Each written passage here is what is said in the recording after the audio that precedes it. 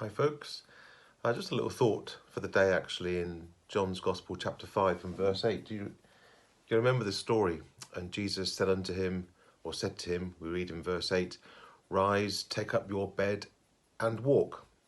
Now, it's clear that the healing came from Jesus, not from the pool that the man was sat beside, but had this therapeutic quality to it. Jesus did the healing. And something which has dawned on me is at the moment, with the world focusing on inclusion, Black Lives Matter, diversity, which is exactly how we should be. According to the Word of God, all people have been made equal and are of real value. So where we see folk treating others with no value, that's terrible. So we are moving in the right direction. But actually it means that as a Christian, now is a good time to stand up for your faith because folk want to be seen as being inclusive.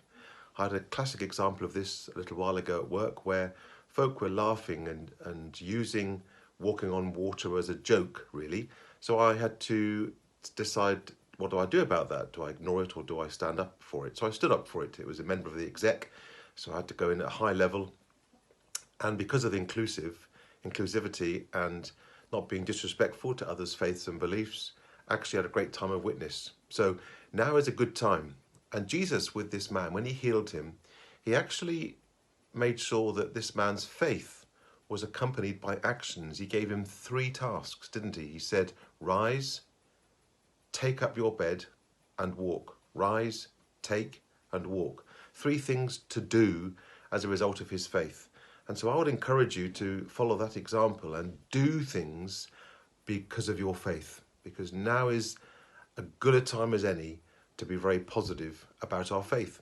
A little while ago, a bit longer than that actually, I was really surprised to hear husband and wife, but the wife, Christians who were quite had quite a responsible job in the church. The woman said, "I've been with where she was working for a long time," and she said, "I don't think anybody knows I'm a Christian." And I thought, wow, how sad is that?